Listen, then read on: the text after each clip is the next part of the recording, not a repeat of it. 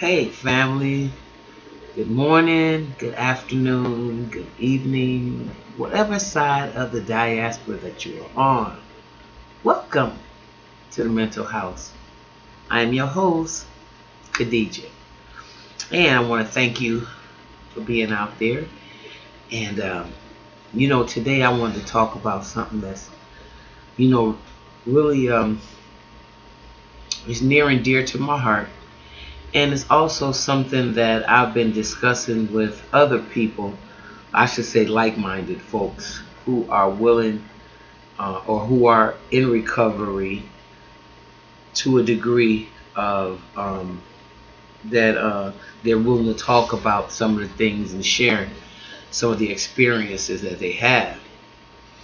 A lot of times people can be in a certain kind of recovery, whether it's a drug recovery, alcoholic recovery, shopping recovery, it doesn't really matter, just recovery. One of the main things that for me that I'm dealing with on my road is attaching to beliefs.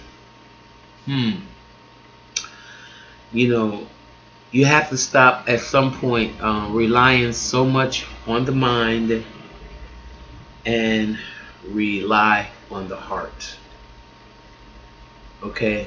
You have to feel more and think less. I know that sounds crazy to some degree, but in order to be a healthy human being, you have to understand that you are not your thoughts. Okay? And in other words, what is the thinker thinking? Who is the thinker? You know, those are the things that I've been challenging myself with. I don't want to challenge anybody's, religious constructs or anything like that. I just do know that I don't feel that you can separate yourself from your spirit. I feel that when I think the Bible, Genesis, what is it, 12, 13, or 14, I'm not particularly sure, but it goes into the scripture how God breathed into man his breath, and he became a living soul. So if that's the case, then I am the manifestation of God in the flesh, and there is no separation between the two of us. There is no separation. So once I have become one with that thought, then I try to live my life with integrity and honor, as I am a representation of a higher being. I mean, God is also negative as well. Yin and yang in the universe, the two forces that operate. Some people call it the devil, but it's a necessary entity. Yin and yang. You have a battery. You have positive and negative. That's what fires up the battery. So both of these entities are necessary. Both of these entities are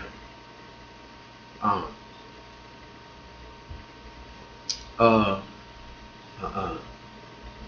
very necessary thing to have in your life, because if you don't, then you won't have certain boundaries.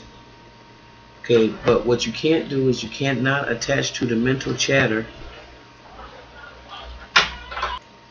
I'm sorry, somebody came to the door.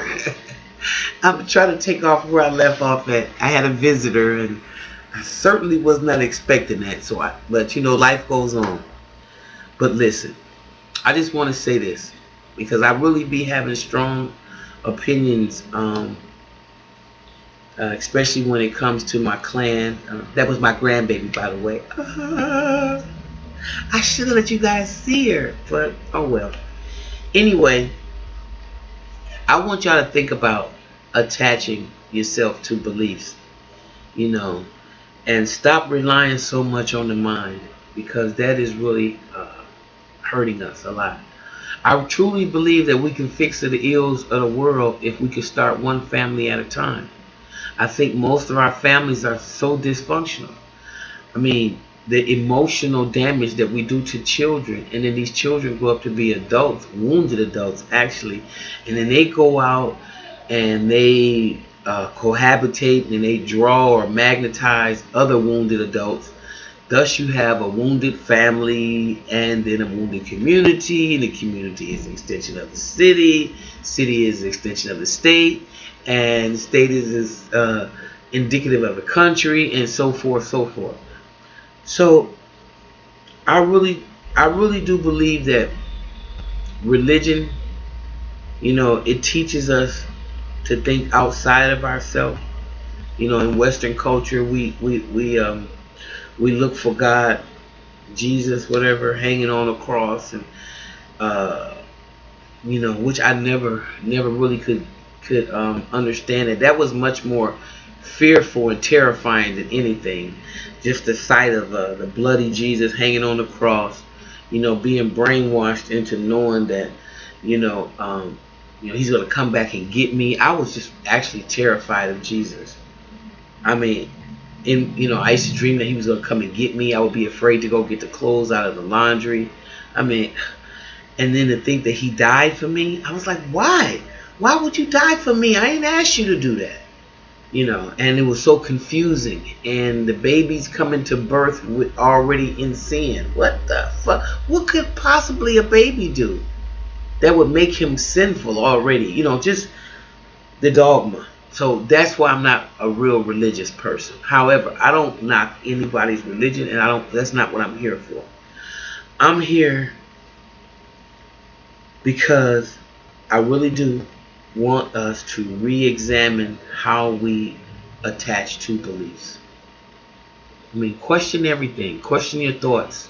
Where did those thoughts come from? Who gave them to you? Are they your authentic thoughts, or are they thoughts that came from your mother? And then she probably got it from her mother, and she might have got it from her mama, and her mama might have been a slave. So the concept is skewed. Is that what you authentically feel in your heart? And I think that should be the concentration of all of us, to go back and genuinely figure out what we actually feel in our own hearts. Thank you. Thanks for listening. I appreciate it. And we'll talk. Bye bye.